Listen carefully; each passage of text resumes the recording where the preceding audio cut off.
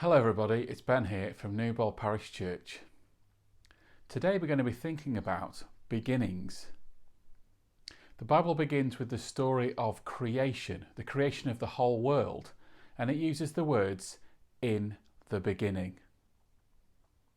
The second part of the Bible, which we call the New Testament, is all about Jesus. It talks about his beginning, his life, his death, his resurrection, and all about the beginning of the first Christians, what they did and where they went. In the New Testament, there are 4 different people telling the story of Jesus in different ways, and each one of them begins differently.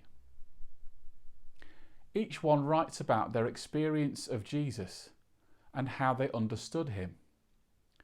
A bit like if each of us had to write about something we'd all seen, we'd describe it in different ways. The Gospels are called after the people that wrote them.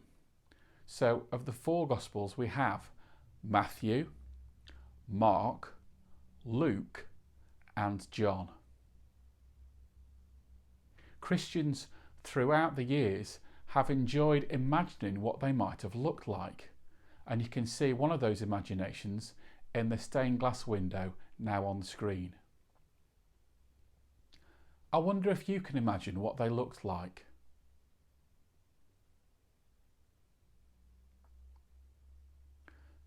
Just as each writer looked different, so they also had a different voice, a different style of writing, and a different part of Jesus to focus on.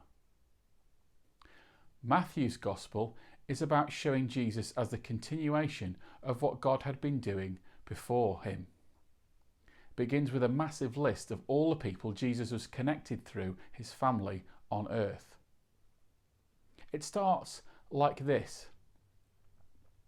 Abraham was the father of Isaac, Isaac the father of Jacob, Jacob the father of Judah and his brothers, Judah the father of Perez and Zerah, whose mother was Tamar, Perez the father of Hezron, and so on and so on.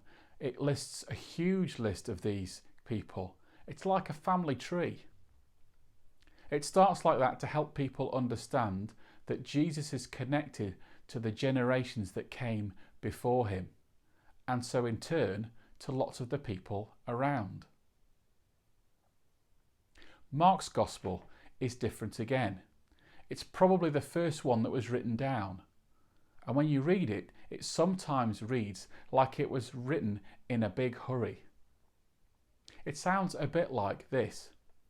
Jesus went to this place, then he went to that place, then he went to another place. He did this, he did that, he said this, and it quickly moved from one thing to the next very quickly. Mark doesn't even have the Christmas story in it. He skips over the Christmas story and starts to tell Jesus' story when he's already become a man. Luke's Gospel is full of detail.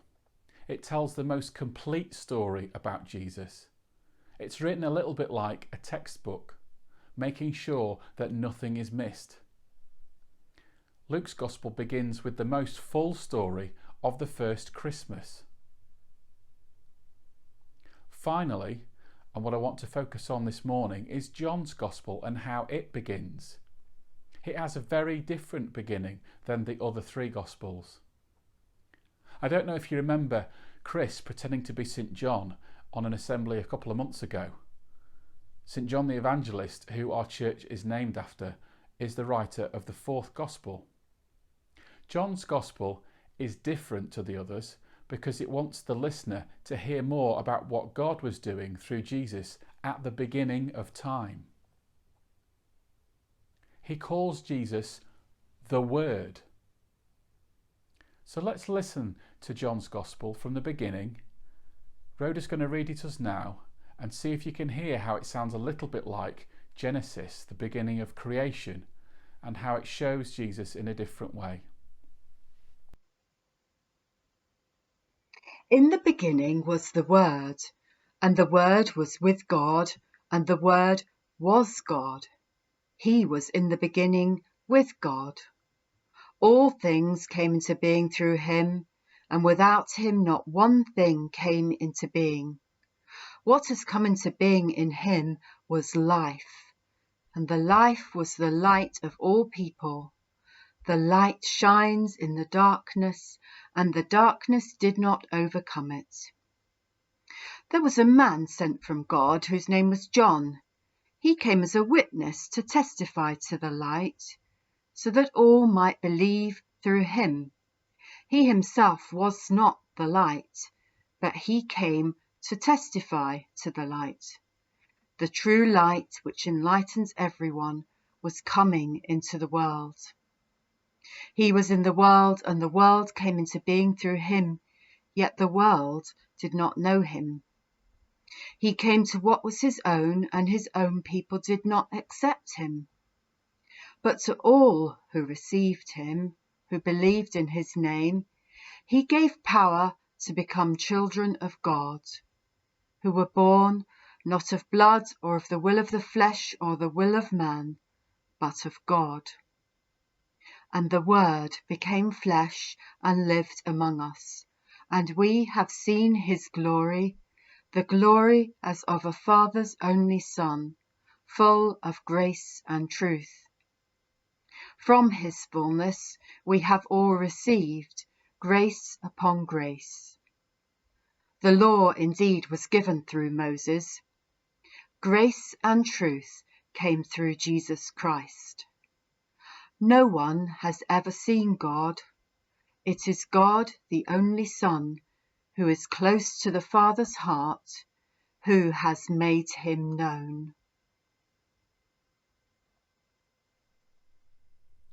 The words Rhoda have just read from John's Gospel remind us of just how amazing the story of Jesus is.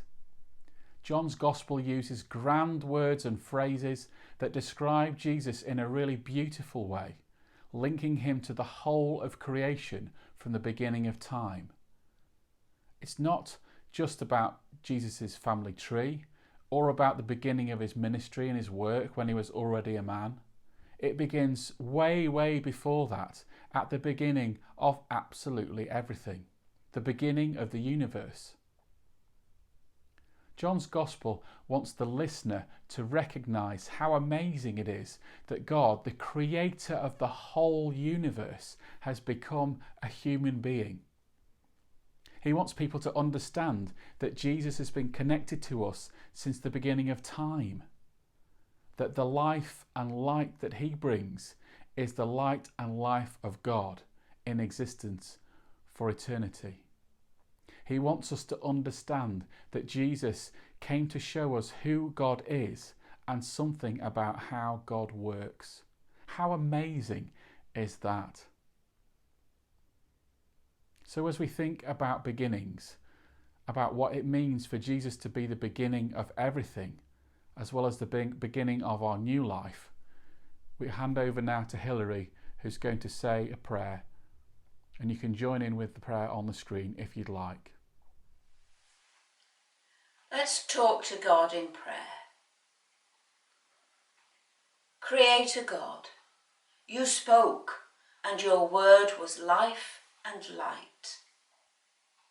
Thank you for that word of life.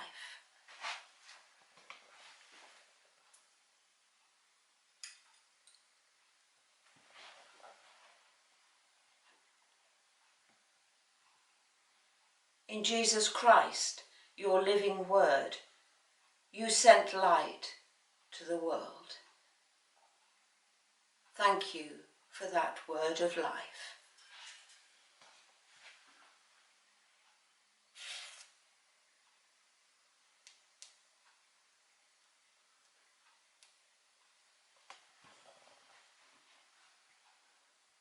Through Jesus Christ, your living word, you called us by name to know you and love you.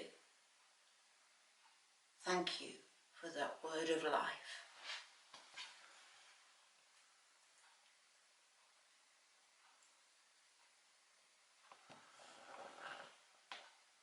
Amen.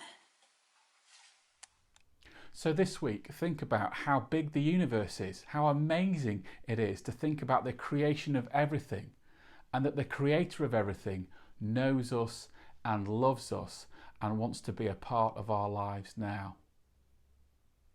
I hope you've enjoyed thinking about beginnings with us today. Take care, and we'll hopefully see you soon. God bless and goodbye.